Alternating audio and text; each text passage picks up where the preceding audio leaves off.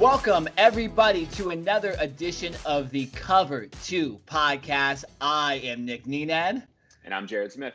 And today, guys, we have our NFL draft review. Obviously, you saw our last content was our big, giant NFL draft predictions and preview show that featured none other than Jared's rival, the RKJ man, Ryan Johnson, and our good friend, Alex Silva. We went for over 2 hours. It was a big deal. And we got a lot of picks wrong, but nonetheless, that's how mock drafts work. And so now we're going to kind of review. We're not going to review our draft. We're just going to review the NFL draft in general. We are going to start the podcast today by talking about the Aaron Rodgers situation. But a little bit later, we will go over all the teams that had the big quarterback picks in the first round. You know who the 5 were, and we'll talk about where they went and what we think about where they went. Mm-hmm. And then we'll finish off the podcast talking about the worst drafts and top drafts. But like I said, Jared Smith, we had bigger news on NFL Draft Day 1 that was bigger than any NFL draft pick, and that was the fact that Aaron Rodgers, a report came out that said he does not want to play for the Green Bay Packers anymore. It seemed planned. It seemed on purpose. And with all the stuff we've been saying about the Packers and with you and I and pretty much everybody else saying they needed to draft a wide receiver in the first round, they got the pressure put on them about 5-6 hours before the draft. So, Jared, what were your first thoughts before the NFL draft on Thursday when you heard the news about Aaron Rodgers? I mean, my first thought was this has to be planned, right? Like, you don't just all of a sudden, Aaron Rodgers just doesn't wake up on draft day and all of a sudden go, I don't want to play for this team anymore. I'm going to, basically put this out to the world and start basically a fire, right, of news circulating. And so to me, it was very interesting that this did come out hours before the NFL draft. I think purposely trying to put pressure on the Packers organization to draft offensive heavy and bring better weapons for Aaron Rodgers to use. Because we've mentioned this on this podcast, at least I know I have, that in Aaron Rodgers' entire career with Green Bay, which goes 16 years deep, they have never drafted a first-round wide receiver, right? Devontae Adams, one of the best tight ends in the league, receivers in the league, was not a first-round pick.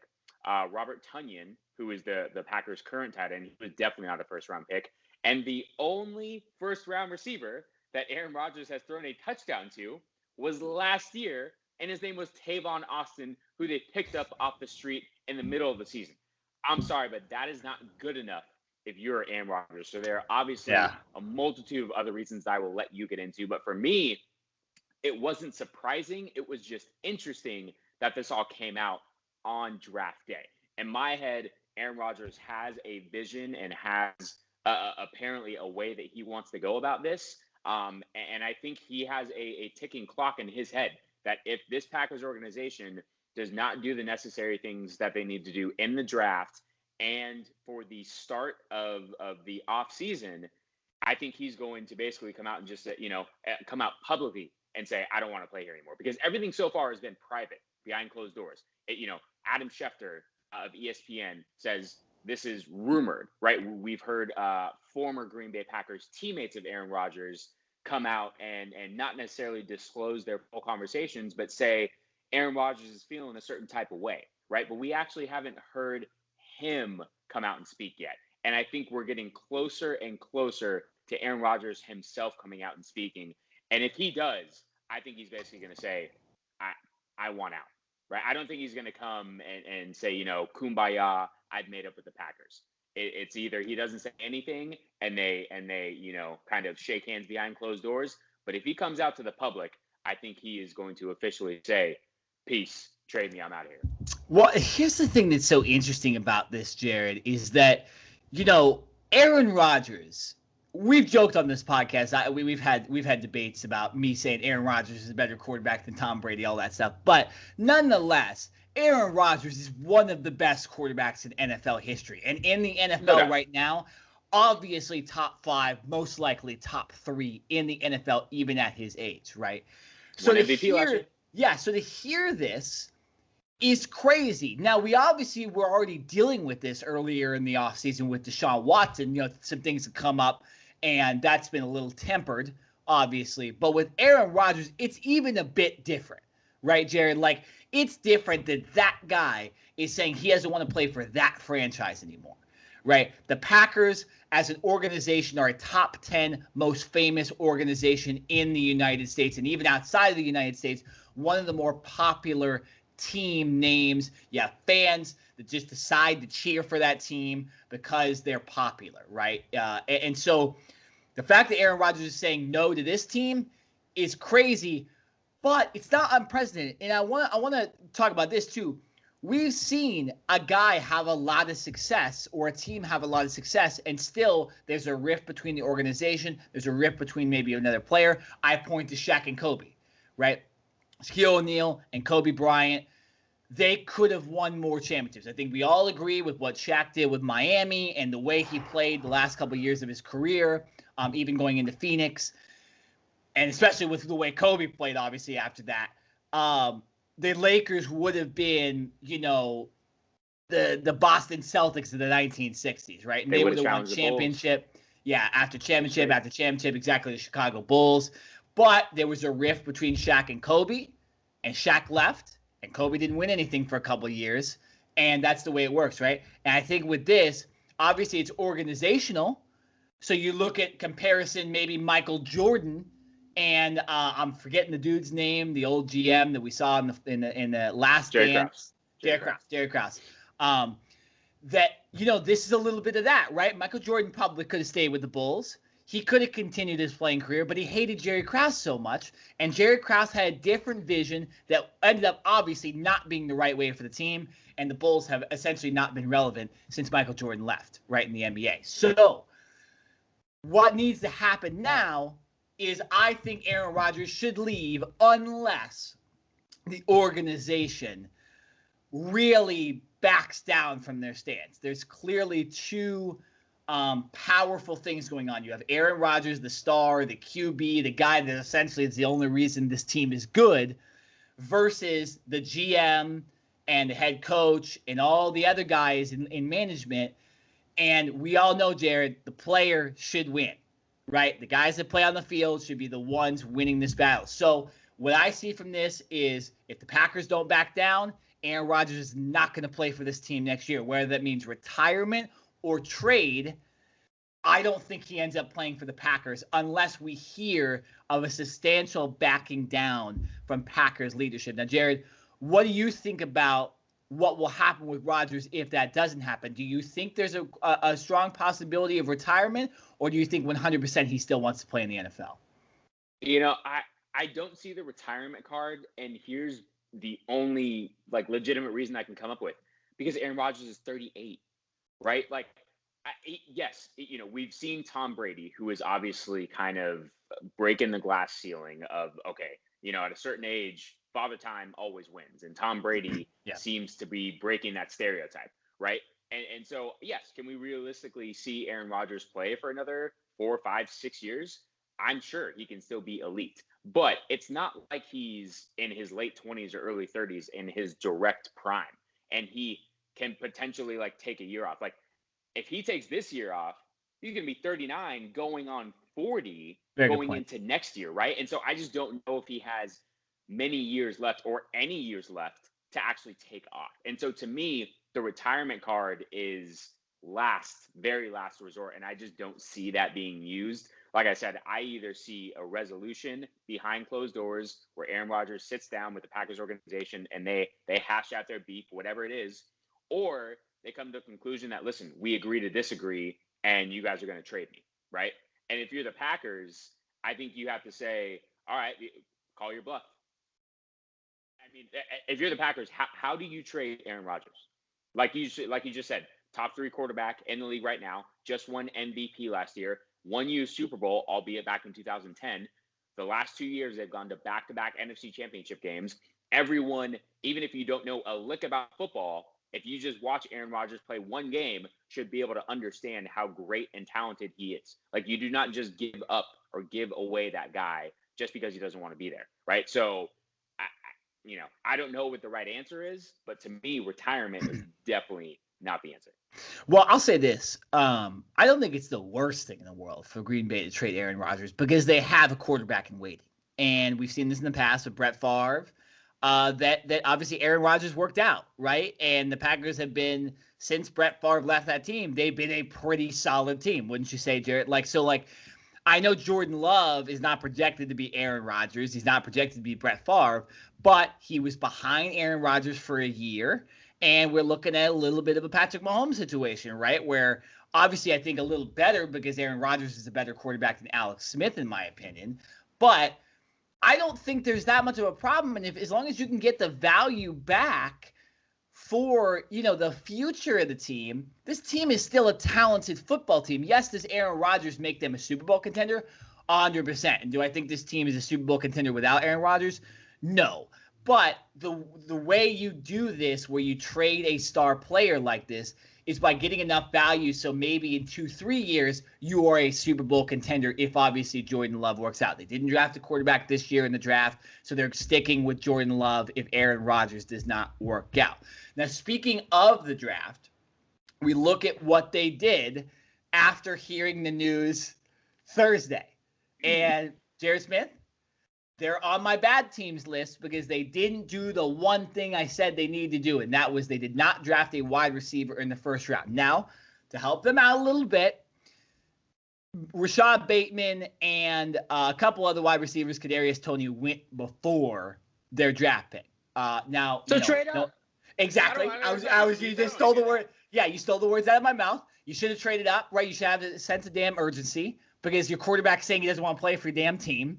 So what are you doing, right? But not only that, Jared, they don't end up picking wide receiver.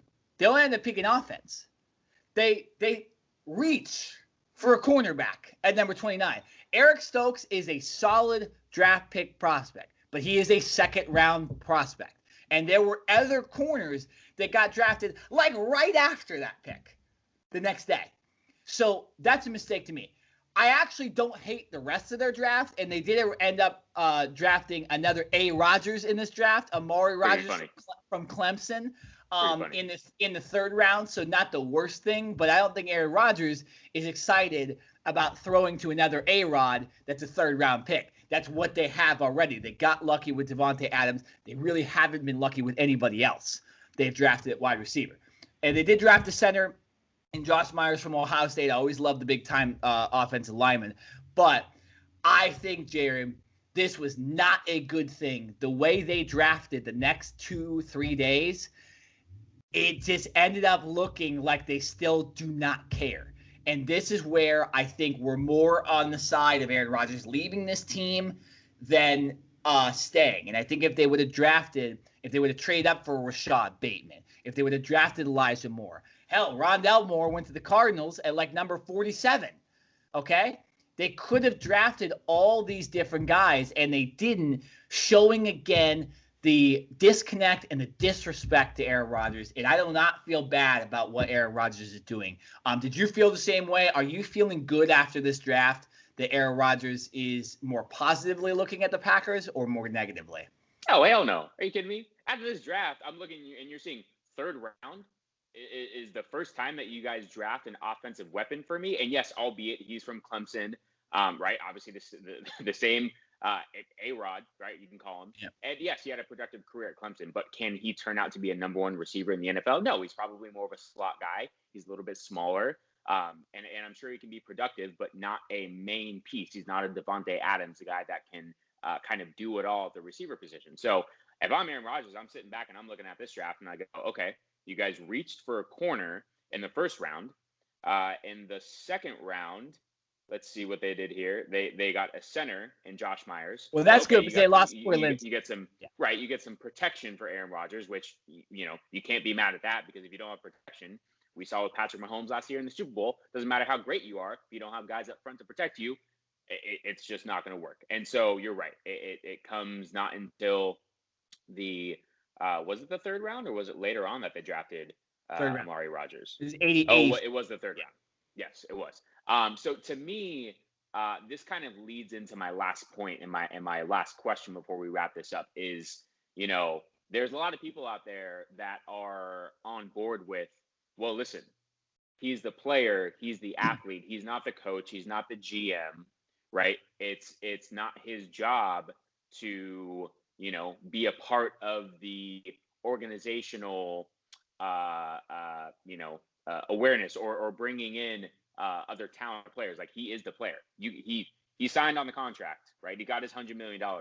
Go play, right? And so basically, the organization kind of ignored what Aaron Rodgers was trying to say, right? So Yeah. what do you say to the people that are like, hey, man, he's just the athlete, right? The team doesn't have to listen to him. They can do whatever they want. He got his money. He should be happy. Well, here's the thing. If you think that way, you probably weren't an athlete.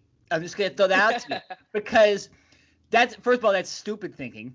Because here's the thing. Like, a few days before the draft, I'm going to go. This is a good example. And not only is it a good example, it's my team. So I follow this a lot.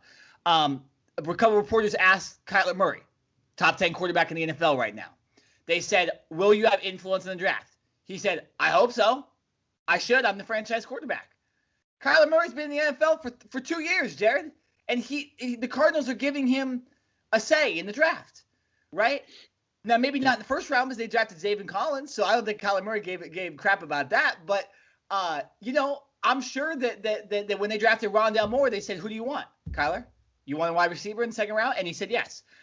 So the fact that the Arizona Cardinals are giving Kyler Murray say in the draft room, and the Packers aren't giving Aaron Rodgers say in the draft room. I mean, do I need to even say more? That's ridiculous. I'm sure Dak Prescott has say. I'm sure Russell Wilson has say. Oh, I'm sure as hell no Tom Brady has say, right? So basically a general manager. If you are thinking that way as a fan, number one, you clearly didn't play sports at any sort of a high level because you know that the player is the most important thing in sports. Right. Because if you don't have players, you don't have sports. So you can have 30 GMs if you want, and nobody's gonna watch because there's no players. Not rocket science. Yeah. And it's usually an unathletic person who's the GM. Now, there's obviously the John Lynch's of the world and all that stuff. But if you look at a lot of the GMs and owners, they're not the most fit guys. All right. But I'm not going to go on that. I'm just saying, if you're saying that you're not looking around the rest of the NFL and you are just looking biasly at the Aaron Rodgers situation, the reason Aaron Rodgers doesn't have say is because there's the power structure I was talking about. That's not good. That's not the way a successful franchise works. Tom Brady, I guarantee, has say and had say in all the Patriots drafts. I guarantee it. Okay? And he's won, 6 Super Bowls? I guarantee Ben Roethlisberger has say in the draft, right? Especially with how many offensive players they draft. He was there, right? So all these teams, Russell Wilson, like I mentioned, they have say, okay? When you have a franchise quarterback, they should be. If Trevor Lawrence has a good year next year, he should be like, I want that guy. And you give it to him. Because that guy's the most important. You're paying him the most, right? Look at other sports. You think LeBron doesn't have say? You think Russell Westbrook doesn't have say? You think Kevin Durant didn't have say? Baseball.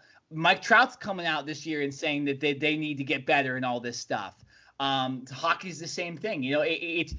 If a player doesn't have say, then they shouldn't be on that team anymore because most of the other league gives their top players, and respects their players enough to give their opinions instead of the ones playing on the field. Right. Yeah. I want to wrap this up by basically saying 2 things. We're not here to say that the athletes should have the final say, right? We're not pushing for them. Obviously, they're not the coach, they're not the GM, they're not the scouts, right? But yes, when you pay someone $100 million and they are the face of your franchise and they have in particularly won you a Super Bowl, they should have a say at least in, hey, you know what? We're thinking about going offense here.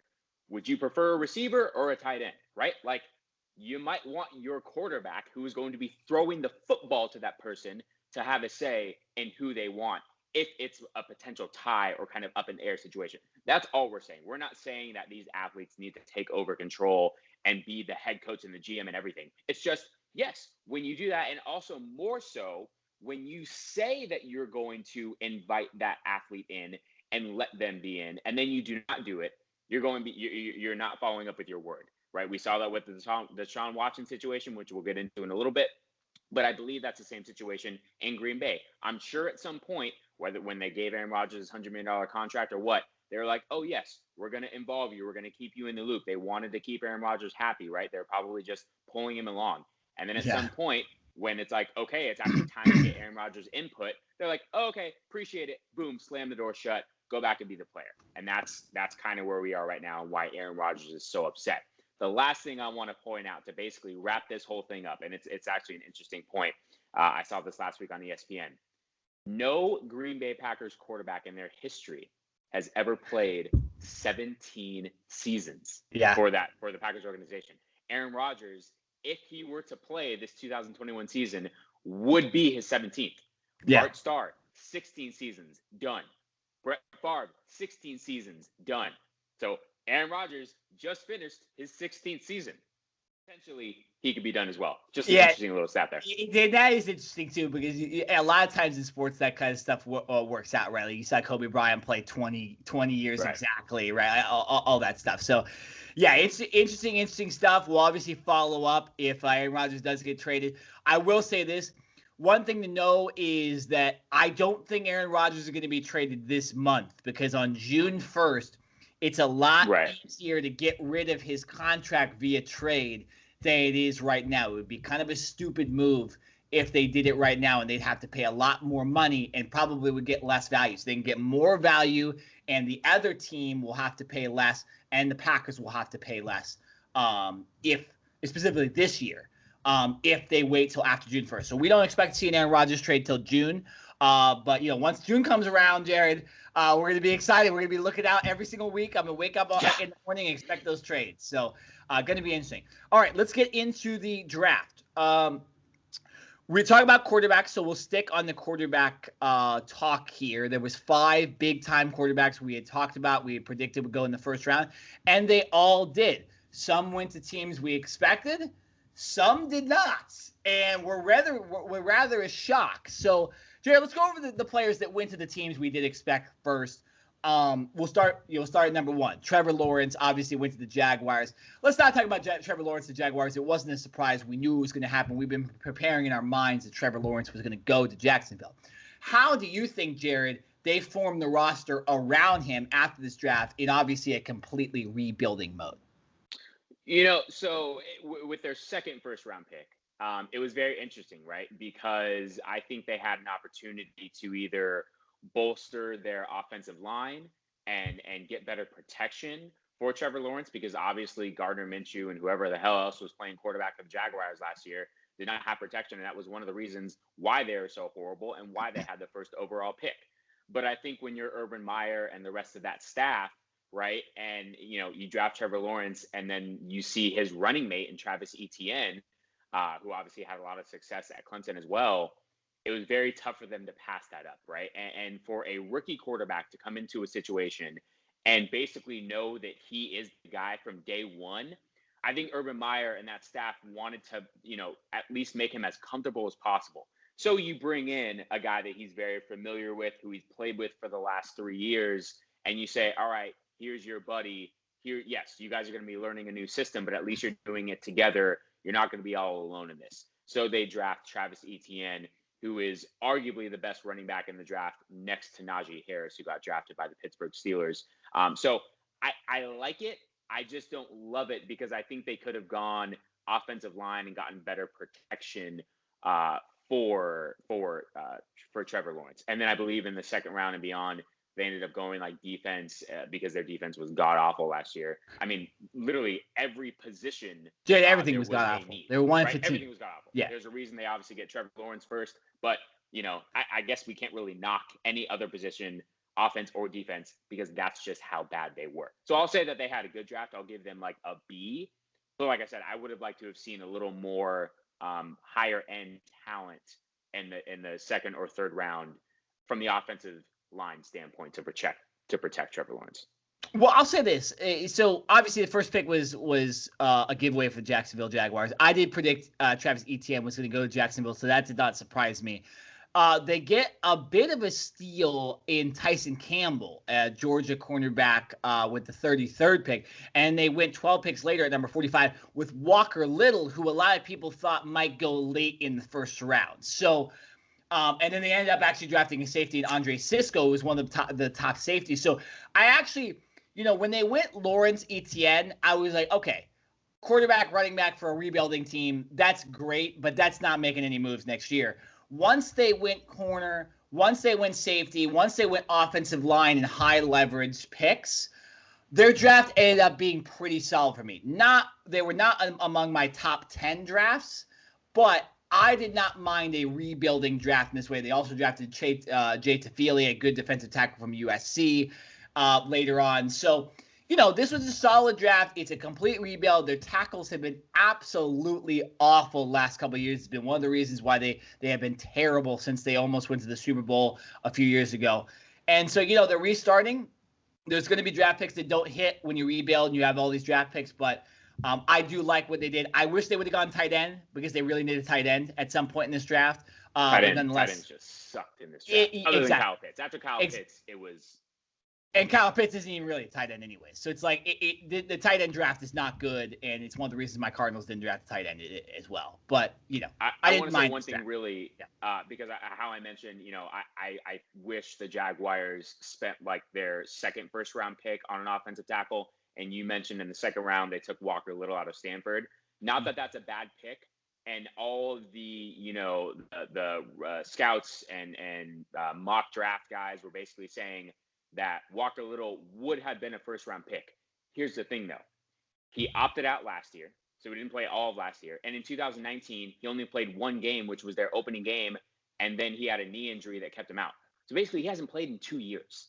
And so you don't necessarily know what you're going to get from him, and I think they were taking a chance there. It wasn't a first-round pick, and so you're not going to take a chance on him in the first round.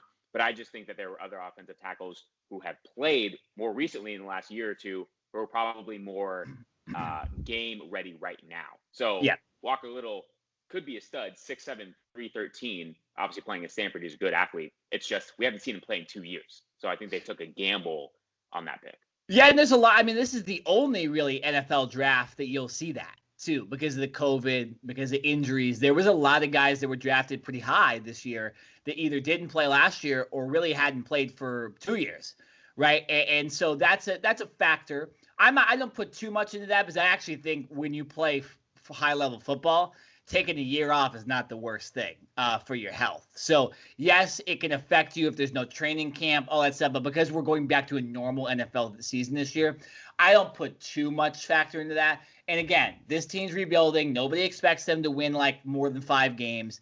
It's okay that you drafted a guy. And I think they wanted the skill positions, knowing that obviously that's kind of where you start. You do start on the offensive line as well. But it's Urban Meyer. Maybe he knows something about Walter Little through, doing recruiting back in the day when he was at Ohio State. We don't know. He might have more of that inside information that an NFL scout might not have. So let's move on to the Jets. I'll start with my opinion of the Jets. I liked the Jets draft better than the Jaguars. And the reason I say that is because they obviously go the predictable quarterback in Zach Wilson. They trade up, which is surprising because they're rebuilding, and they draft Elijah Vera Tucker. I like that combo of drafting a quarterback and a lineman better than the quarterback running back scenario. And Elijah Vera Tucker, in my opinion, was top 3 lineman in this draft overall. I think he can do everything. Yeah, well, I feel like he can do everything. I feel like he can play center, guard, tackle. On a rebuilding team, you need a guy like that. They go Elijah Moore with the 34th pick. They need a wide receiver. They go Michael Carter. They need a running back. They've had no running back, obviously getting rid of Le'Veon Bell, and Le'Veon Bell was kind of a failure. Then because of the trade down, they actually had 2 trade downs in this draft. They end up not really having a lot of high-level picks after that. They go completely defense after that. But again, this team's rebuilding. I did like that their top picks were quarterback linemen rather than quarterback running back. So I give the Jets a slightly better grade. I probably give the Jaguars like a B. I give the Jets a B+. I never really am going to give a rebuilding team a high A just because they're going to be so bad next year, you're not going to notice anything going on. So I give the Jets the best possible grade you can get for a rebuilding team, but I don't believe they made any mistakes in this draft. This is a debate show, and we're not supposed to agree on a whole lot. But, I mean, I can't really argue with what you said, other than, in my personal opinion, I think the Jets didn't take the best talented quarterback, right? The projection all along for the last 2 months was that the Jets had their sights on Zach Wilson, and they did exactly that. But I think Justin Fields and Trey Lance are actually better quarterbacks than Zach Wilson. It's just for some reason the Jets, that was their guy, and they went with that. But more so than Zach Wilson, I love them moving back up to get Elijah Vera Tucker. Like you mentioned, because he's so versatile, he's the best pure guard in this draft. Penei Sewell from Oregon is mainly a tackle. I guess he could play guard if he really wanted to, because he's that talented. He's also only 19, but he is an actual tackle. And then Slater from Northwestern, he is a kind of combo tackle guard as well. Yeah. But he is projected to play tackle for the Chargers. So to me, the Jets got you're right, the third best offensive lineman in this draft and the best guard. And that's a great combo for them there. And then to get Elijah Moore, the slot wide receiver, the Jets, their offense should be kind of clicking a little better. They bring in Corey Davis from Tennessee, right? They I believe Rashad Perriman as well, or is that a? I think they already had. They might already have. I mean, they still have Jamison Crowder too. Jamison Crowder, that's right. So this offense, Denzel Mims as well, who they drafted in the first round last year. So here's what I keep going back to with this Jets team is like, I'm glad that they are finally investing not only in their offensive line but in weapons. But it's like, if you're Sam Darnold, you're like, dude, where was this for the last 2-3 years, right? Like, you guys drafted me in the first round. Why couldn't you get me some receiver help or some running back help or some offensive line help, right? Because I think Sam Darnold just had bad luck. And I think Sam Darnold is a good quarterback, and I hope that he does well in Carolina. But why couldn't the Jets do this for him a couple years ago, right? So, I mean, I'm glad that they finally fixed their ways, but that I can't help but not think if the Jets drafted this way with Sam Darnold, would they have even been in a quarterback situation? And I think not. I think whenever you draft a young quarterback, you got to help out the offensive line, right? I like the Walter Little pick with Jacksonville Jaguars. Yeah, I was a little bit late, but, it's midway through the second round. It's not that late. And then you go the Jets with Elijah Vera Tucker. I see no problems with that. You do not want to end up like Joe Burrow, do you? If you're an NFL quarterback prospect for next year, guys, and you are listening to this podcast, do you want to tear your ACL? Do you? Okay, well then, how about this? Just like we were talking about with Aaron Rodgers, you tell your organization, hey, I want you guys to draft an offensive tackle or a lineman. I want you to help me in the line. A running back cannot stop 6 guys from coming in. That's what linemen are for, okay? And in the NFL, it's a little different with some of these guys on defense. You got Aaron Donald. You got these superheroes out there. They're almost impossible to draft or impossible to block. So, it's you got to go lineman. And if you're rebuilding, that's how you started out, right? You see it all the time. It's a boring pick, but who cares? It will work out. It's not boring. Super Bowls, playoffs. Okay. Yeah. If you're a little bit bored in late April or early May. Boring, but. Yeah. No, exactly. I mean, if you're a little bit bored on a Thursday or Friday in late April or early May, and then you're super happy in January and February, I think you'll be good. All right, let's move on. So let's go to the last quarterback that wasn't predictable, but ended up kind of falling to a team we all thought he would go to. That's Mac Jones. He ended up falling to the New England Patriots. A lot of us thought he would go to the San Francisco 49ers, but I think in retrospect, when you look at it, it was either, right, Jared, it was either 49ers or it was Patriots, right? Like if he didn't go to the 49ers, we maybe thought the Patriots trade up. I thought the Patriots would trade up to number 4 to grab him. They end up waiting all the way to 15. So your first thoughts on Mac Jones not only getting drafted by the Patriots after all, but actually him falling too? Yeah, no, I agree. I had the Patriots jumping up into the top 10 to get Mac Jones once the 49ers didn't draft him. And I think this was probably one of the best fits quarterback team/organization, right? We all know that Bill Belichick wants a quarterback that, is super smart. And we know that Cam is, but you don't necessarily have to be athletic. We've seen Tom Brady for 20 years win 6 Super Bowl rings and probably be the least athletic quarterback in the entire NFL. We know that Mac Jones is not going to be running around like Lamar Jackson and scrambling when a play breaks down. But guess what? You do have to be super smart. Steve Sarkisian, who was the former offensive coordinator at Alabama with Mac Jones, said that when Mac Jones first came, they were a little skeptical. Like, all right, we're going to have to bring this guy along slowly. We're going to have to give him like one play at a time. And by week 3 of the regular season, they had installed the entire offensive playbook because Mac Jones was able to process and learn so quickly. Crazy. Right? It also helps when you've got the plethora of receivers and running backs and offensive linemen. I believe Alabama had the most first-round picks of any school. So it helps when you have playmakers. But in the end, Mac Jones was the one that had to process that and distribute the ball. And so to me, I think this was a perfect pairing because, like I said, Josh McDaniels, the offensive coordinator of the Patriots, is going to be able to install this offensive system, I think, a little bit quicker than he would maybe if it was one of the other quarterbacks. And not a knock on those guys. It's just I think Mac Jones has an elite mind, and he's able to process things better. You're right. He's not a mobile guy, and he knows that. And so he knows he has to be great in other areas. And so I think it's a win-win for the Patriots because guess what? They still have Cam Newton that they signed to a 1-year, $10 million contract. And so if Mac Jones isn't necessarily ready to start week 1, I don't think there's any rush, right? You can bring Cam Newton in, or you can start Cam Newton day 1. And then I think as the season progresses, if the Patriots aren't doing as well as they should, then you potentially bring Mac Jones in. If the Patriots are doing well and they're sitting, first in the AFC East and Cam Newton is playing well, then you probably keep Cam Newton in and you just let Mac Jones sit back and absorb as much as he can.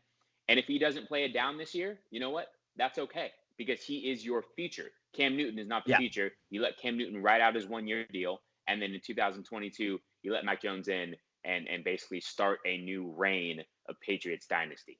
Well, yeah, no, and a couple of things to talk about with this draft pick because again, we a lot of us predicted that Mac Jones would end up with the Patriots. I thought they'd trade up because I didn't think Jones would fall to 15. There's 2 things about Jones falling to 15 that's interesting. One, the fact that he did now makes it actually look like that Jones can just kind of sit behind Newton no matter what because he was the 5th quarterback pick, right? He doesn't look as valuable now in a lot of ways because he fell.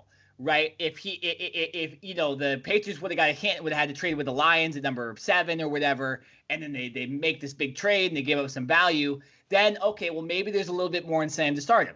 The other thing about him falling too, and the fact that he's just overall drafted by the Patriots is like you mentioned Cam Newton. Well, Cam Newton, the incentives in his contract are that he plays pretty much a full season. So there's actually an incentive, like you mentioned. That if Cam Newton doesn't play well, not only could the Patriots just put Mac Jones in earlier and see if Mac Jones could maybe take him to the playoffs or show him something that will be good for the future because maybe Mac Jones will just suck and then they go next year and they draft a quarterback, right? But the other thing is they won't have to pay Cam Newton that like full $11 million contract or whatever it was. They'll pay him like $5 million. So there's actually there's a lot of stakes going on with this team next year with the Patriots. I still think that with Cam Newton, this team is going to be a playoff team next year. I think they're easily a 6-7 seed with all the additions and all the guys coming back this offseason. And then with a very solid draft overall after Mac Jones, I think this Patriots team is a playoff team if Cam Newton is healthy. But again, if not, you try out Mac Jones, and if Mac Jones doesn't play the whole year, it's valuable lessons under Bill Belichick. I think he's a better prospect than Jarrett Stidham. It's all good in New England. If you are a Patriots fan, maybe this year won't work out perfectly, but you have a good future look at. This was not a rebuilding draft by any chance. This was a draft where drafting Mac Jones was necessary for the future, not necessary for now. And that's why, we're not talking about them drafting linemen and all that stuff because they have a freaking good team. Okay. And so it's going to be interesting. We don't need to talk about Mac Jones too much anymore just because we probably won't see him too much this year. But let's go to some guys we'll see a lot of this next year. And that is the 2 surprise picks of quarterbacks teams we did not necessarily expect these guys to go to. We'll start with the number 3 overall pick, Trey Lance to the San Francisco 49ers. Jared, I did not see a lot of mock drafts that had Trey Lance going to the 49ers. I saw Mac Jones. I saw Justin Fields. I saw Zach Wilson. Right, you had Zach Wilson going to the 49ers in your draft. What did you think when Trey Lance went to the 49ers? And do you think that was the right selection by Kyle Shanahan and John Lynch? I don't, because like I said, I think Justin Fields was the second best quarterback after Trevor Lawrence. So on my personal board, I think the Jets screwed up because they didn't take Justin Fields. And I think the 49ers screwed up because they didn't take Justin Fields. But I like Trey Lance ahead of Zach Wilson. So to me, the 49ers got lucky that the Jets took Zach Wilson because I guess Trey Lance fell in their lap. And that was the guy that Kyle Shanahan wanted all along. And we know how great of an offensive mind Kyle Shanahan is. So who am I to sit here and say, that was a bad pick? This is apparently the guy that they have had their eyes on for a long time. And to me, he is exactly the kind of athletic and throwing quarterback that this team wants, right? They lean heavily on their offensive line and their running game. And then when they're not running the ball, they do a lot of play action and bootleg and getting the quarterback on the run outside of the pocket to give him options, whether he wants to throw it short, deep, or use his legs and run to pick up positive yardage. So when I look at Trey Lance, yes, he played in North Dakota State, not a Division I, right? And I think that's the biggest thing. We saw Carson Wentz come out of North Dakota State, almost win an MVP, and then tear his ACL, and his career has so far gone downhill. We'll see what happens with him in Indianapolis. But the things that we like about Trey Lance, or at least that I like about Trey Lance, are two things. His mobility, the fact that he played in a pro-style system his entire career, right? So he wasn't in some air raid where he had all these crazy passing yards and all this stuff. He's played in a pro-style system before where he knows some of that lingo. And actually, I'll add a third thing here. He did not throw one interception in his entire career. At least not, I know last year he only played one game, but to my knowledge, he has not thrown an interception or turned the ball over in his entire career. And to me, that speaks volumes to know that, hey, you played in a pro-style system, you didn't turn the ball over. So that means that when a play breaks down, you're not forcing things, to throw the ball out of bounds and live to fight another day. And I think that was also huge in the pre-draft process for the 49ers to say, we have a guy that understands, throw the ball away, play the next down. That's so huge. He's not just going to come in and force things because he's a rookie and he's trying to impress anyone. So, I can't knock the pick because, like I said, Kyle Shanahan is such an offensive guru that this is apparently the guy that he thinks will fit best in his system. And let's not forget, just 2 years ago, this 49ers team was in the Super Bowl, right? Obviously, last year, they had probably the most injuries in all of the NFL. And that was with a Jimmy Garoppolo. So you insert a Trey Lance who is probably better than Jimmy Garoppolo, and this 49ers team, if they can stay healthy, it's going to be pretty scary. Sorry to your Arizona Cardinals, who also got better, but this 49ers team, watch out. So I agree with you that Trey Lance was not the third best quarterback in this draft. I thought it should have been Justin Fields. If you're going to draft anybody, it should be Justin Fields. I agree with you on that. What I disagree with you about is Trey Lance is, and we went over this on the draft preview, but I'll go over it again. The Trey Lance's playing career so far, okay? It is not up to NFL standard, okay, in my opinion. Yes, 0 interceptions, great stats, right? Over, almost 4,000 yards in one college season, albeit 16 games, which is a lot more than most quarterbacks play in college. The FCS plays, they have that playoff system that ends up playing a lot more games. But again, I mentioned it right there. FCS. Jared, you mentioned it. Carson Wentz came from FCS. There's a couple other quarterbacks that we don't know anymore because they're not that good in the NFL that came from the FCS. And not only did this guy come from the FCS, but he played one season as a sophomore, okay? And then he didn't play last year because of COVID. He played one exhibition game where he actually did throw one interception, but doesn't count because it was exhibition. It's like Floyd Mayweather. Doesn't count against your record. You lose to Logan Paul. It doesn't count. Technically, you're still 50-0, right? So Trey Lance has one college season in FCS on a team that's a wagon, that's technically a Division I team, an FBS team playing an FCS. So they dominate all their opponents. Everything's easier for him. And then he has 1 year off, and he's back to the NFL. And the 49ers, remember, you mentioned they were in Super Bowl 2 years ago. So why the hell would you draft a guy that's not ready to play yet?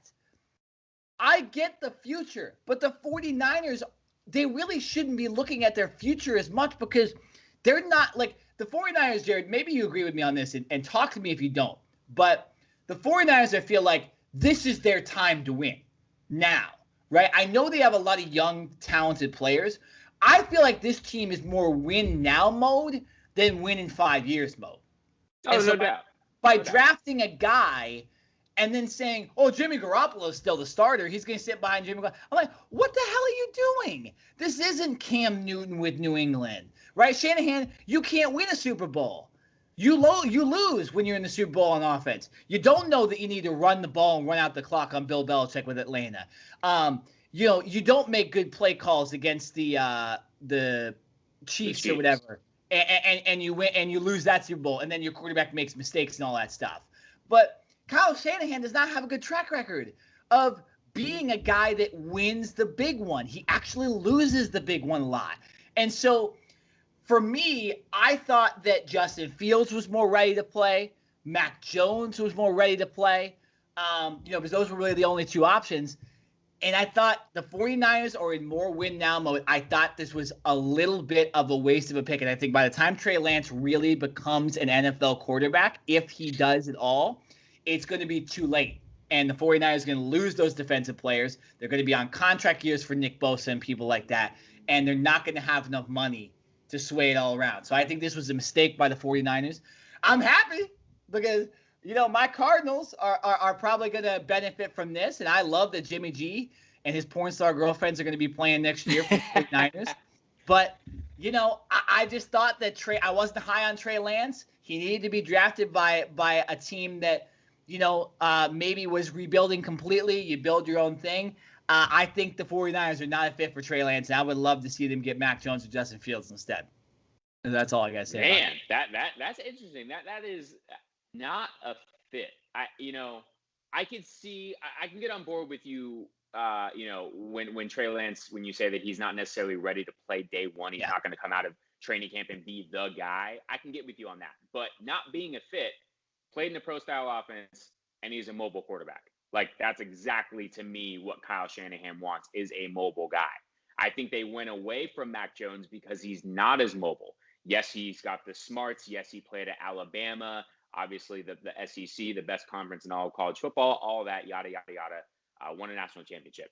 But to me, I think Trey Lance, compared to Mac Jones, was the better fit because of his mobility and his durability.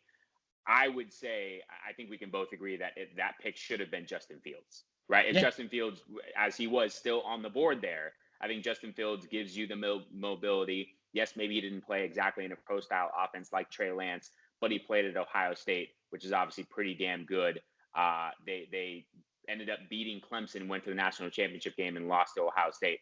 But I would say the mistake was not drafting Justin Fields, not necessarily not getting Mac Jones. Well, I'll just say this though. I mean, here's the other thing too. I hate when they say when like we're saying like it's a pro style offense, so Justin Fields might not fit. All right, Shanahan, adjust. Adjust a little bit. There was no if you were going to draft Mac Jones, you need to tailor your playbook toward a guy that can run the ball, right? Or you keep Jimmy G, you draft Mac Jones, or you trade for a guy, right? So there's a lot that went wrong with this. I think you talk about Justin Fields too. Like Justin Fields is playing at Ohio State, like they're playing monsters, Michigan, Northwestern, Penn State, all these just killer teams. Not to mention Clemson, Alabama, right? And Justin Fields had success in those games. He dominated Trevor Lawrence in that college football playoff game. He played his ass off. So, that's not Southern Illinois. That's not South Dakota State. This is it.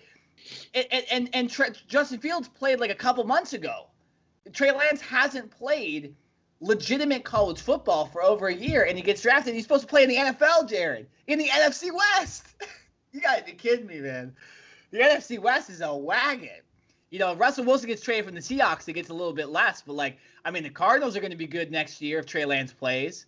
In 2 years, the Cardinals will still probably be good. The Rams are going to be a solid team with Matt Stafford. Russell Wilson's in this division. That's 6 hard games. That is incredible. I will say this. Now, this was just, a rumor, but supposedly it happened for like a split second. When the 49ers were on the clock with that number 3 overall pick, they called Green Bay. And they put a feeler out there to see where Green Bay was with Aaron Rodgers. Now, obviously, that news had just broke a couple hours before, so everything was so fresh and fluid.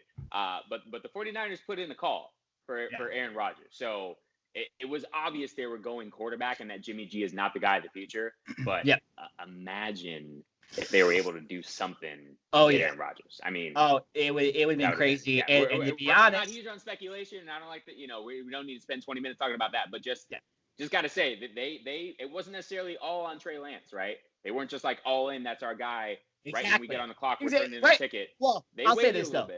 I'll say this, Jerry. I'd take like most guys over there for Aaron Rodgers. Like, I don't think that's a slap in the face to Trey Lance as much as I don't like the guy. No. The Jaguars could have picked up Aaron Rodgers. Like the Tampa Bay Buccaneers could have picked up Aaron Rodgers, and it still would have made sense. You know what I'm saying? Like there's no team in the NFL that doesn't need Aaron Rodgers. So I see it as interesting, and they probably should have done it, right? Maybe you put Trey Lance behind Aaron Rodgers, right? Trade Garoppolo to the Packers, then you got at least a guy that can play. You can stick Jordan Love behind him for one more year. You never know, but we're not going to go on the Rivers. So we've talked a lot about Justin Fields, Jared. We know the type of player he is, so let's just talk about his fit with the Bears because of time constraints. The Bears trade up for him. In my opinion, this is the Bears not being stupid for the first time in about 6-7 years. More than that. They got rid of Mitchell Trubisky. That's right, yeah. 35 years? But so they draft Justin Fields, right? They trade up. They make a great decision. Your thoughts, Jared, on the fit for the Bears? I think this is a great fit. Like we're saying, we thought Justin Fields was second or third best quarterback in this draft, and the Bears get him. He's a better quarterback than Nick Foles. He's a better quarterback than Andy Dalton, in my opinion, at this point. And I see the Bears, potentially, if Justin Fields stays healthy, I see the Bears potentially being a playoff team with that defense. I see this as a great move. Yeah, after the Jaguars obviously getting Trevor Lawrence, which they had number 1 overall pick, and they were super ecstatic about that. I don't think a team is more happy to have drafted a quarterback than the Chicago Bears, right? Mm-hmm. And we talked about their history and their lack of success with not only drafting quarterbacks, Mitchell Trubisky, but getting guys, Jay Cutler and just the litany of quarterbacks that they have had to go through. Finally, hopefully, Justin Fields can be a staple for this organization for the next 10 to 15 years and bring them some consistency from a position where they have had anything but that, right? So, it was interesting. I want to say this before I keep going. I watched a couple times the video of Justin Fields with his family as he was being drafted, and he didn't necessarily look like super ecstatic. He wasn't he didn't have a big smile ear to ear. He wasn't crying. He kind of was just, and maybe that's who he is, right? I'm not trying to, I don't know. It was just a lot of times when the guy gets drafted, you're just so excited and you're elated and, you're jumping for joy with your family and all this stuff. And he was kind of just like, yeah, all right, let's go. But I don't know. Maybe I'm reading into nothing. Maybe it is something. Maybe he didn't think he was going there. Maybe he was upset because he didn't go top 10 or he didn't go to the 49ers or something like that. But it was just interesting to me that his reaction once he got drafted was I guess not as expected. Yeah. Not the overjoyed kind of sense that you usually get from an athlete when they get drafted. So just a little nugget there. But to me, I think the Chicago Bears, like you mentioned, for the first time probably in decades, had a very successful draft because not only do they get their hopeful quarterback of the future, who to me was the second best quarterback after Trevor Lawrence, they then come back in the second round and get Tevin Jenkins, the offensive tackle, to basically be the protector and the blindside protector for Justin Fields. And I think one thing we can all agree on is for the last at least 5-6 years, Chicago Bears offensive line has been complete garbage, right? And it's a reason why their quarterbacks have not had success and they haven't even had time. Like, I think we all forget, like Allen Robinson, the star receiver for the Bears, and I say star because he is, but he is probably one of the most underrated players in all of the NFL. Why is that? Two reasons. One, because the Bears haven't had a legitimate quarterback to throw him the ball, and two, they haven't had the protection to give to that quarterback to throw the football. So I think if you're Allen Robinson, you're jumping for joy, right? Because you're saying, okay, I finally have a quarterback that can, hopefully be successful in this league and at least has the talents and the traits to do so. And then they come back and back that up with getting an offensive lineman to protect. So to me, if you're the Chicago Bears, this is probably the first time in a long time that you have something to really celebrate. And you're right. This Bears defense is legit. It's what kept them in games last year. I think this offense only improved. They've still got David Montgomery in the backfield. You have Anthony Miller and Darnell Mooney to pair with Allen Robinson. And like I mentioned, they shored up that offensive line. So, yes, this Bears team will contend for the NFC North. I think the Packers, as long as they keep Aaron Rodgers, are still the favorites. But the Bears, no doubt, got better. Yeah, well, so the way that the draft happened for them is obviously trading up for Justin Fields. They had to give up a lot, so they only had 2 Thursday, Friday picks in this draft. So they really need to hit on both of them. I thought Tevin Jenkins went way later than he should have. I think that's a steal for the Bears. Should have been a first and like pick. You said, that helps an offensive line that has a star and Cody Whitehair on it, and a couple guys returning from injury. So that offensive line will be better. I think they were 20th last year. It will be better if Jenkins works out. And then you add Justin Fields. That offense also has, like you mentioned, Allen Robinson, David Montgomery, Tariq Cohen comes back from injury. Damian Williams is also on this team at running back. You also have Darnell Mooney, Anthony Miller, Jimmy Graham. This is a very, very good offense. And not to mention a top 10 defense in the NFL. So this Chicago Bears team, like I said, if everything works out, this could be a playoff team. They were a couple games away last year from making the playoffs too. Yeah, they had the quick 5-0 start that I think helped them out, and they were a little bit of frauds. But, hey, they almost made the playoffs last year. That's why they had such a late pick. So I think this team, it got better for sure. All right, well, Jared, we originally were going to go over 2 teams each for our top draft pick, or our top drafts and our bad drafts. Unfortunately, because of time, we need to only do 1 each. So, Jared, I'll let you pick. We're going to start with the bad ones first. Who did you think had one of the worst drafts this year in the NFL draft? The Raiders. And is it really surprising? Yeah. Is it really? Like, look, yeah, no, it doesn't. It doesn't. They do this every year. Like, I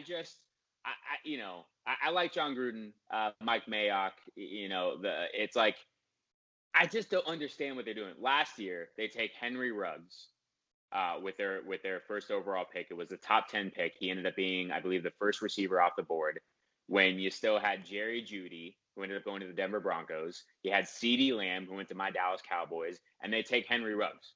Because like I've said all along, I've said it multiple times on this podcast, the Raiders care about nothing other than speed.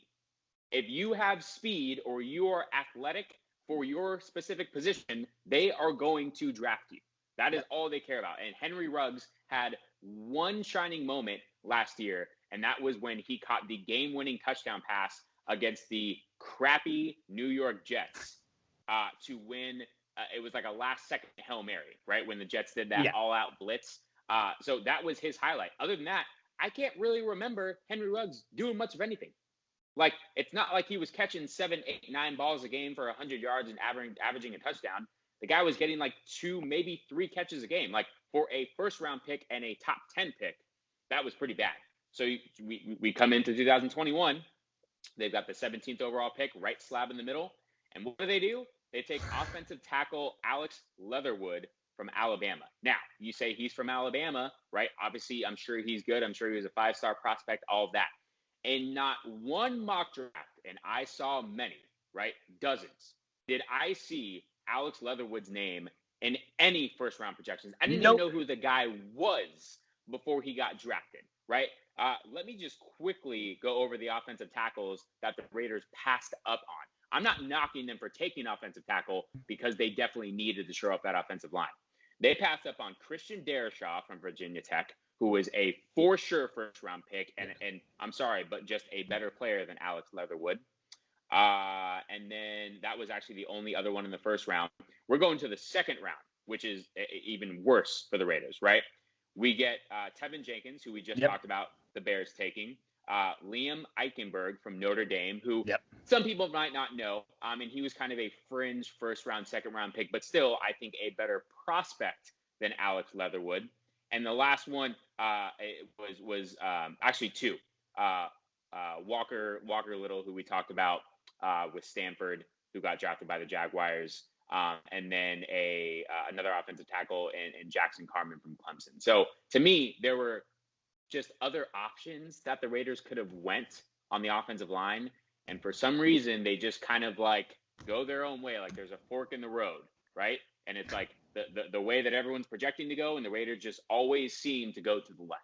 So yeah, I hope it pans out. It's just I shake my head and I say I just don't like their scouting department. I don't know what they're asking them to look for.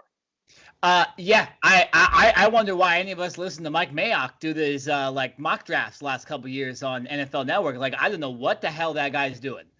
And remember, Jared, I've told the story.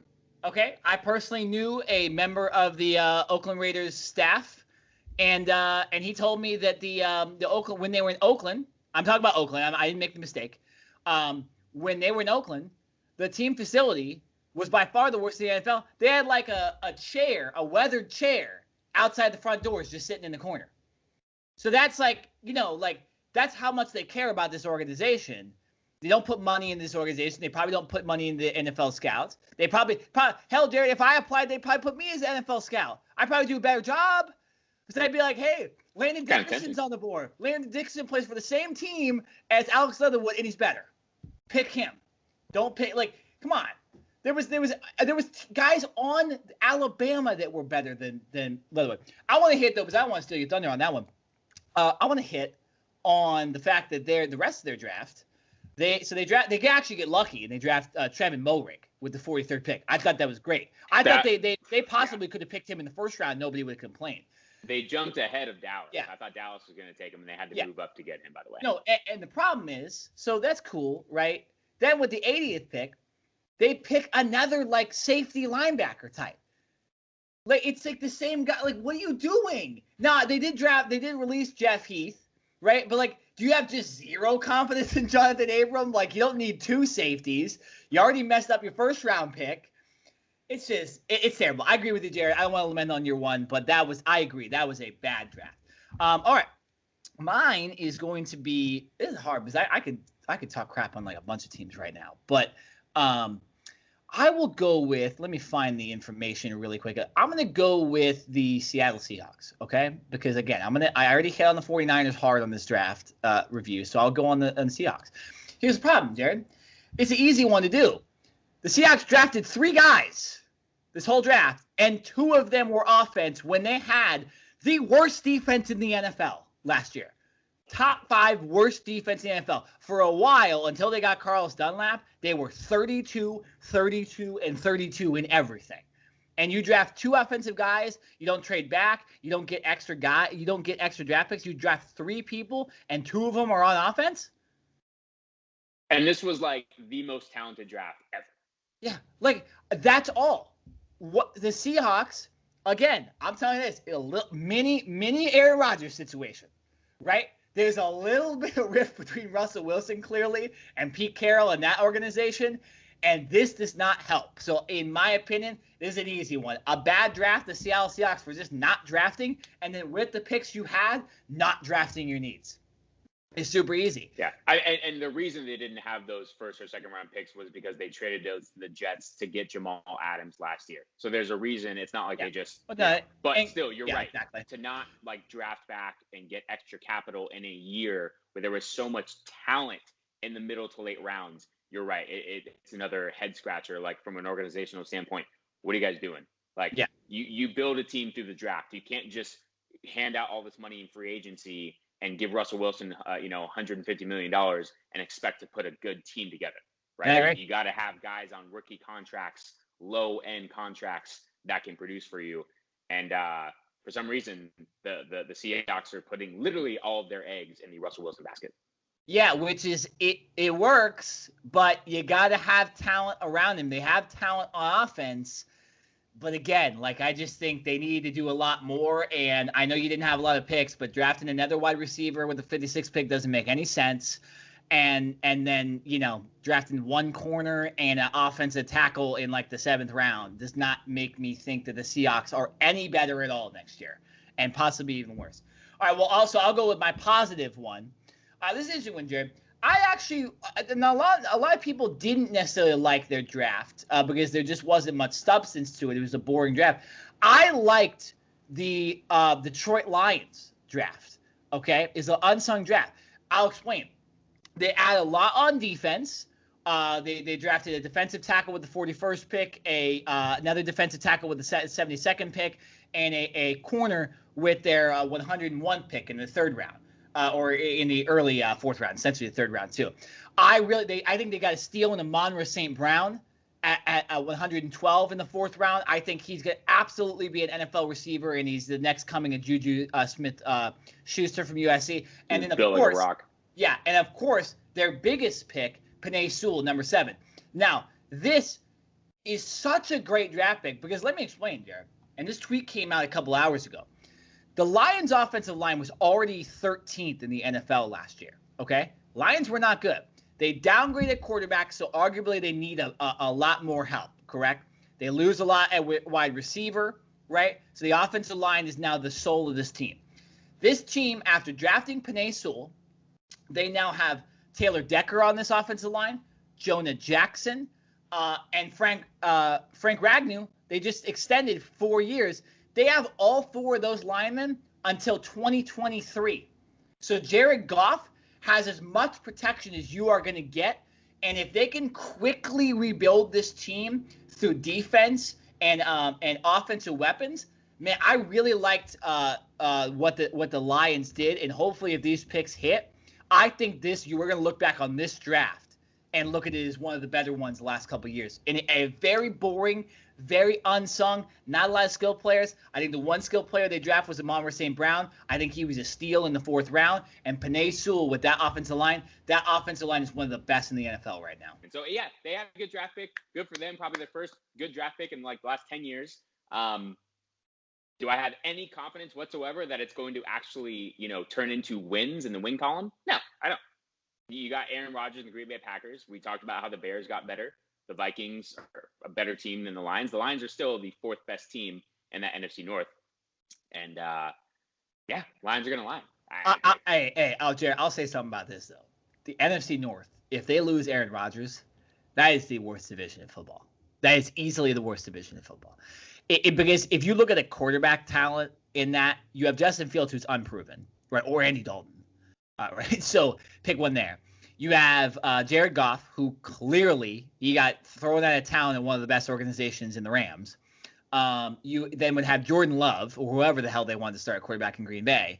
And then you look at Minnesota, Kirk Cousins, same reign as Jared Goff a little bit, not the guy, right? So I actually say, this is what I'm saying about the Lions, because that division is so bad, if Aaron Rodgers leaves, the Lions actually technically could be one of the better teams and might be looking at the playoffs in the next 2-3 years if that division continues to be as bad and the Lions draft picks hit. So that's the reason I picked the Lions. I think when you look, if the Lions play in the NFC West, I'm not mentioning them, right? They're going to lose. They're going to be 4-12, whatever. I think the Lions will not be horrible next year. I think they'll be middle of the road. I'm not saying they're playoffs, but I think when you look at the offensive line, Jared Goff could get a bit better behind the offensive line like this and help them out. Jerry, who is your what's up? Sorry, go ahead.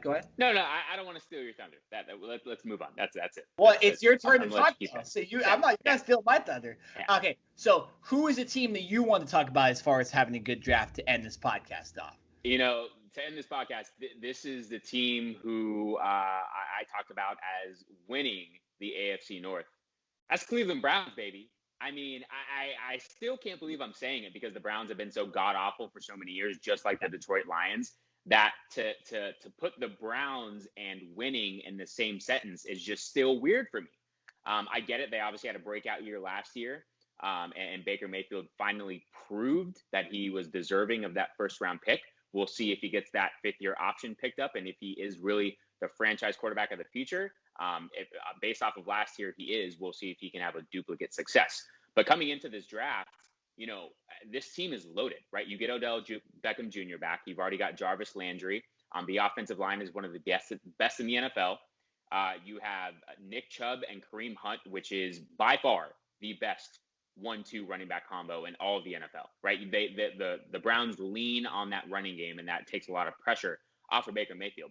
So what do the Browns do? They say, all right, we're going to go defense, which I don't think was a necessary need because they did so many good things in the offseason, right? Just very quickly in the offseason, they get John Johnson, the safety from the Rams. They get Troy Hill, a nickel corner from the Rams, right? They pick up Jadeveon Clowney and to pair with Myles Garrett. So that is just an insane defensive line.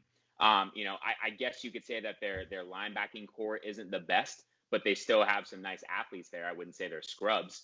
So with the first pick, they go Greg Newsome, the corner out of Northwestern, who to me has always been a first-round pick. He was just a little overshadowed because you had Patrick Surtain and J.C. Horn, who were the clear-cut 1 and 2 corners in this draft. Yeah. But Greg Newsome was a lockdown corner for Northwestern, right? So he gets to slide in and immediately be the number 2 next to Denzel Ward, who's already a Pro Bowl corner, right? So now they've got 2 lockdown corners on the outside, and then Troy Hill in the slot. And then in the second round, Jeremiah Owusu-Koramoah from Notre Dame, can't believe I got that name right, I had to look at it for a minute, slides to them in the second round, in the mid-second round, right? Jeremiah was supposed to be a first-round pick. Like, some people had him in the top 15. And I'm looking at this draft, and I think you were as well, Nick, and we're like, how is this guy not picked yet? Like, Did something come up? Like, did he have like a sexual assault charge that we don't know about? And I don't say that like jokingly, that I'm being serious. Like, did something happen to where, something came up late in the vetting process and teams are scared of this guy now? And it turns out after the draft that doctors found a specific heart condition with Jeremiah that teams were a little worried about. And obviously the Browns felt okay enough and felt that, it wasn't something that was going to derail his NFL career. And they were able to get him with a late second round pick. So you get Greg Newsome in the first round to solidify your secondary corner spot. And then you get Jeremiah Owusu-Koramoah, who is one of the most athletic players in the entire draft. He can play linebacker. He can play slot corner. He can play safety. He can rush. He can do it all. And so to me, I look at this Cleveland Browns team and they did nothing but improve, right? And then in the third round, they took Anthony Schwartz, who is a receiver from Auburn. And I mean, listen, you've already got Odell Beckham Jr. You've already got Jarvis Landry. They drafted Donovan Peoples-Jones last year. Schwartz isn't a guy that's going to run every route in the tree, but he's probably automatically already the fastest player on this Cleveland Browns team. They're going to run jet sweeps. They're going to say, just go deep, and Baker Mayfield's going to chuck it. I mean, the amount of weapons that this team has is this team is going to be scary. Like, as long as Baker Mayfield can have the success that he had last year and not turn the ball over, this Cleveland Browns team, to me, is the team to beat in the NFC North. I got to give it up, man. Like I said, it's been a long time since we've said this, but the Cleveland Browns, they're back. Well, I mean, were they ever even here, first of all? But, Jared, we actually started this podcast in the prep as me saying now I was going to argue with you over the Browns. Through research and through just thinking about it, I actually don't mind this draft because I originally thought that because this team is so talented, they only go after your absolute needs. I didn't think they needed an absolute need at corner. Because they have, let me just go to the roster really quickly, because I've been looking at a bunch of stuff. But they have Denzel Ward, they have Troy Hill. You didn't need a corner, and right? They drafted Greedy Williams last year in the second round from LSU. Exactly. Yeah, exactly. So I thought that they needed a linebacker. Absolutely. That's why I originally had them slide picking Zaven Collins. Now, my Cardinals took the Zaven Collins with the 16th pick, which was before the Browns pick. And if you look at the draft, there wasn't a lot of that talented linebackers besides Owusu-Koramoah, who we come to find out, I believe has a back issue or a blood issue or something like that. That's the reason. It was a heart condition. Okay, so I knew it was something bad. But so obviously We've seen guys that have had these heart conditions that aren't able to play, so it's a risky move. I think I would have had them if they would have drafted Iwasu Karamoa in the first round. This would have came out. I would have felt a lot better about it. I feel like after hearing that information, they probably should have drafted a linebacker that was more, what do you call it, less of a risk, because this team is so close to being almost impenetrable, right? Like, the offensive line is amazing. You got Clowney and you got Myles Garrett. You got Odell Beckham Jr., Jarvis Landry, Baker Mayfield, Kareem Hunt, Nick Chubb. The defensive, the other position I thought they might have gone to is defensive tackle as well. You had Christian Barmore they could have maybe drafted. You have Malik Jackson, you have Andrew Billings, but maybe you go with a younger guy for the future because Malik Jackson is, kind of near the end of his career, not in the beginning. So I thought they could have done a little bit more with this draft. I thought going with the risky pick with this team at a position you need wasn't necessary. But I don't hate it as much, and the Greg Newsome pick was great, especially with him, I believe, being the third best corner in this draft. I just thought, Jared, they maybe could have gone linebacker with the first round and drafted one of the other corners later. We saw Asante Samuel Jr., a lot of other guys go in the second round that could definitely fill that cornerback need for the Browns. But I actually don't hate it as much as I originally did. So I'll give you credit. You're welcome. Good pick. All right, guys, that's the end of this, NFL draft review. We will be back next week talking about something. I think, Jared, we got the NBA season's coming to a close. There's a lot to talk about with that. And, we got the Lakers maybe playing in the play-in game. We got a lot going on in the NBA. I think they play the Clippers tonight, Thursday. I believe we'll see when this podcast gets released, but it could be released before that game. So we'll probably be talking about a lot of NBA, maybe some MLB news, all that stuff. But we'll be back next week again with the Cover 2 podcast. I want to say this real quickly too. With all this COVID stuff, we expect it to come to a close in 2021. Jared, we always talk about how fun the NFL draft is for us. There might be some big things yes, sir. in the future for next year's yes, draft. Sir. We're already planning, and you guys know where it is, Las Vegas. But expect some big things from the Cover 2 podcast next year with the NFL draft. We will not be on Skype, most likely. We will be doing something big. It won't be like this. Although I enjoyed the draft coverage this year, expect big things next year, and of course expect big things next week. But yeah, this has been the Cover 2 Podcast NFL Draft Review. I am Nick Nenad. I'm Jared Smith. And we'll see you next week, guys. Peace.